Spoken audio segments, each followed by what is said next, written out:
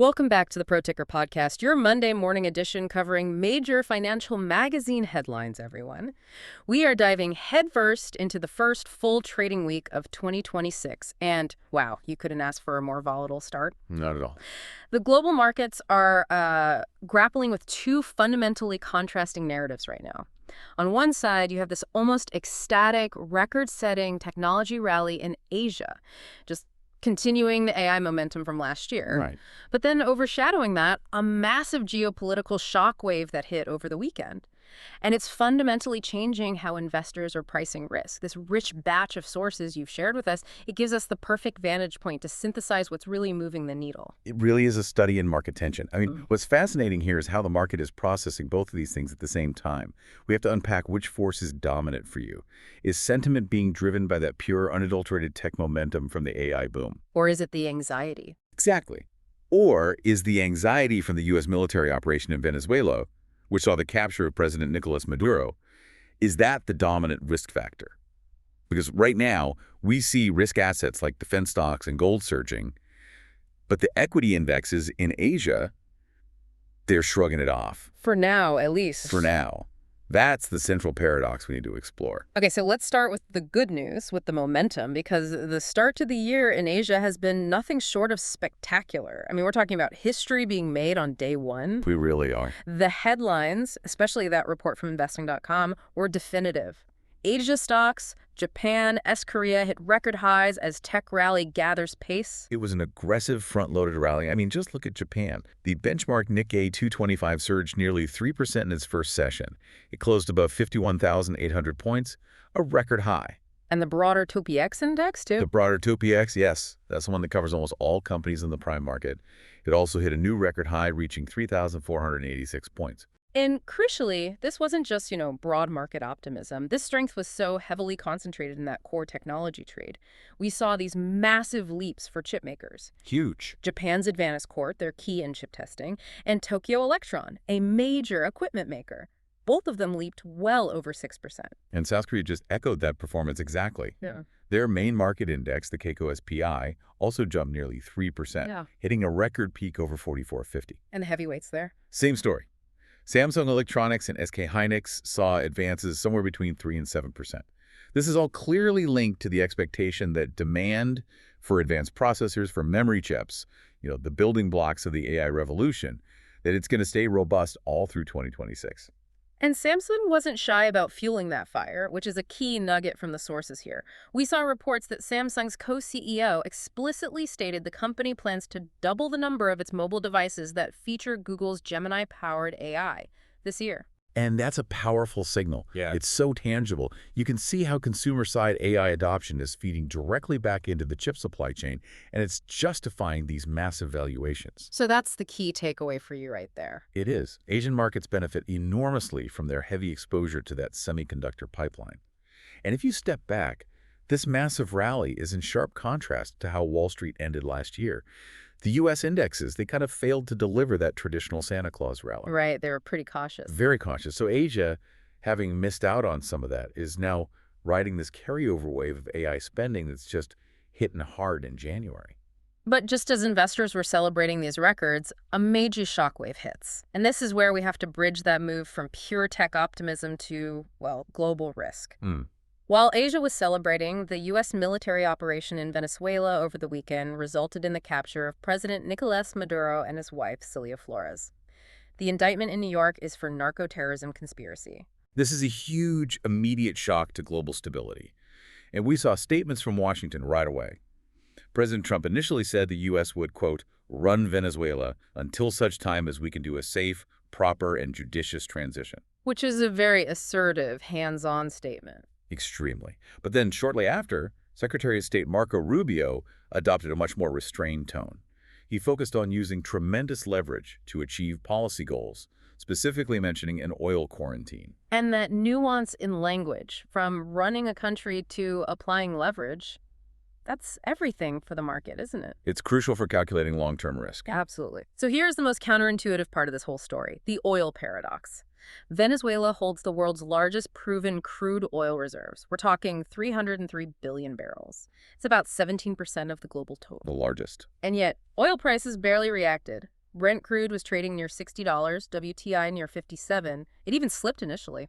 That is the core paradox we need to understand. How can instability in the nation with the world's largest reserves barely move the commodity price? So what's the reason? It's all about infrastructure decay. That's what Fortune and other analysts are reporting. Venezuela's current output has just tumbled. It's less than 1% of global supply now, under 1 million barrels per day. The market, which always focuses on the near-term physical supply, it just doesn't care about paper reserves that you can't get out of the ground. Okay, but I have to push back on that a little bit. The market is supposed to be forward-looking, right? It's supposed to anticipate risk. Even if current output is low, the potential for instability, coupled with that initial hawkish rhetoric from the president, Well, shouldn't that warrant a bigger spike? that's a valid point, and the fact that we didn't see a spike tells you two things. First, the analyst consensus is that fixing Venezuela's infrastructure is a decade-long, multi-billion-dollar project. As experts told the BBC, it needs billions in investment and years of time. Okay, so that's a long way off. A very long way off. And second, the global supply situation still feels relatively comfortable. OPEC Plus just reinforced that by sticking to its plan to keep supply steady. So the geopolitical risk was high, but the supply risk was deemed low. So where did that geopolitical risk actually show up? Not in oil, but in very targeted sectors. Exactly. The risk didn't disappear. It just manifested in defense stocks. Look at Asia again. Japan's IHI Corp, which does heavy machinery and aerospace, it spiked nearly 9%. Mitsubishi Heavy Industries added over 8%. And South Korea, too? South Korea's Hanwha Aerospace jumped 7%. In the U.S. pre-market, even defense-linked tech companies like Palantir climbed more than 3%. It's a classic risk aversion play. Betting that instability means more military spending. That's the bet. And the U.S. energy stocks, their response was purely about the future, right? Focusing not on current output, but on getting access to those 300 billion barrels. Bloomberg reports highlighted U.S. oil majors just rallied hard. They did. Chevron CVX was up 7%. ExxonMobil, XOM, advanced over 4%, and Halliburton popped 9% pre-market. And these are companies with vested interests. Deeply vested. Exxon and ConocoPhillips are owed money from nationalized assets, and Chevron, which actually kept a presence there, is probably best positioned to benefit if the U.S. secures access. So if we connect this risk environment to the bigger macro picture, beyond stocks, we see this flight to classic safe havens. Gold, for instance, rallied strongly. Very strongly. It advanced more than 2%, with spot prices hitting over $4,400 an ounce. Silver jumped significantly, too. And gold is benefiting from a powerful confluence of factors here. It's not just the Venezuela shock. Gold is actually coming off its best annual performance since 1979. It had a monster year last year, up more than 60%. So those long-term gains were supported by central bank buying and, critically, the expectation of future Fed rate cuts. You nailed it. Gold benefits from two trends at once. Immediate geopolitical panic, which drives short-term spikes, and the long-term structural shift towards lower interest rates. Precious metals, which, yield no interest, they just become far more attractive when the yield on cash is expected to go down. And alongside that, the U.S. dollar index, the DXY, also advanced. It hit its strongest level in 2 weeks. Right, and that dollar strength is mostly a function of that global risk aversion, plus, some noted weakness in the euro and the yen. Let's pull on that yen thread because that ties into a really fascinating regional story. The dollar hit 157 yen on Monday. Yeah, that persistent yen weakness. It's all driven by the Bank of Japan's ongoing policy adjustments. Reuters reported that BOJ Governor Kazuo Ueda vowed on Monday that the central bank will keep raising interest rates if forecasts hold up. And they already made a pretty big move last month, right? Raising the rate to a 30-year high of 0.75%. Why is the market expecting even more hikes? Because the weak yen is creating a really painful inflationary environment. When your currency is weak, imports get more expensive. And Japan imports a massive amount of its energy and food. So that imported inflation is becoming unmanageable. Politically and economically, yes. So this expectation of steady hikes pushed yields on the benchmark 10-year Japanese government bond to a 27-year high of over 2%. Investors are just demanding higher returns. It's a really complex picture in Asia. You have the export power of the chip sector driving records, but then this serious domestic headwind in China. That's right. The Rating Dog private survey showed China's services activity expansion slowed to its softest pace in 6 months in December. So what did the PMI show? The services PMI, it fell just marginally to 52 from 52.1. So it's still in expansion territory, which is anything over 50. But it just highlights that lingering weakness in domestic demand. So China's struggles are a real contrast to what we see in Japan and Korea. A sharp contrast, and it reinforces that right now the AI trade is a powerful enough foundation to just overshadow those regional domestic issues. And that foundation, the AI trade, it's about to get its biggest test yet. The momentum seems unstoppable, reinforced by news like Taiwan Semiconductor, TSMC, seeing its shares jump almost 8% after Goldman Sachs raised its price target. By a whopping 35%. 25%. Yeah, that endorsement, citing expectations of another solid year of growth, is huge.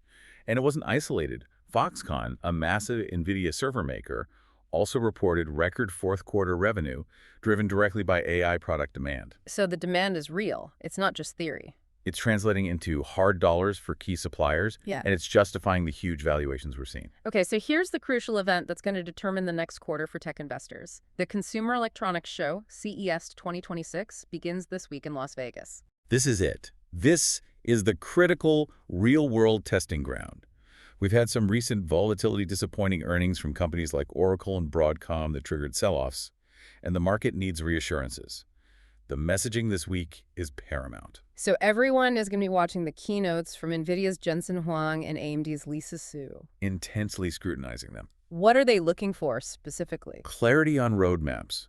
They want hints of next-generation AI accelerators. And critically, commentary on the sustainability of customer demand. We need to hear confirmation that large cloud customers are still spending billions and that the backlog isn't softening. CES needs to deliver tangible proof. Shifting back to the U.S., markets are bracing for a very heavy data calendar this week, and this information will absolutely shape the Fed narrative. The main event is Friday's December jobs report. Wall Street is looking for a fairly modest gain, around 55,000 jobs, with unemployment near 4.7%. But the data starts hitting much earlier. Right, today we get ISM manufacturing. Today's manufacturing, and then Wednesday is a huge convergence. You get ADP, private payrolls, ISM non-manufacturing, and the JOLTS job openings report. The focus is going to shift squarely back onto the economy and away from geopolitics. Unless we see an escalation in Venezuela, of course. And finally, let's just briefly touch on the crypto corner. Bitcoin seems to be reacting to all of this. It popped above 92,000 on Monday. It did. It's up about 6% year to date, with Ethereum slightly outperforming, up 7%. So what does that move tell you? It underscores that Bitcoin is still tightly married to macro trends.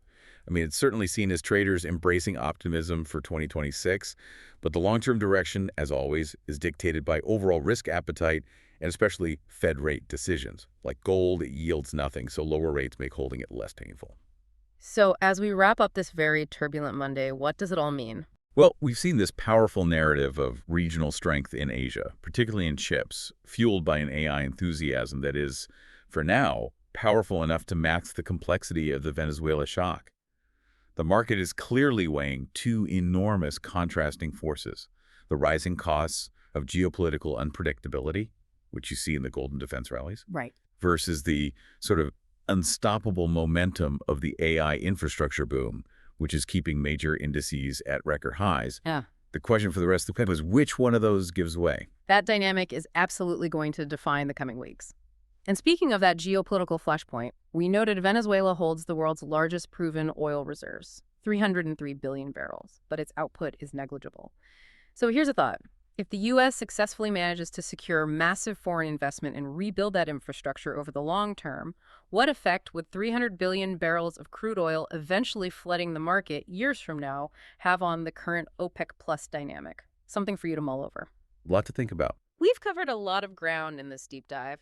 Thanks for tuning in to the Pro Ticker podcast, and we'll see you all tomorrow morning with new headlines from major financial magazines.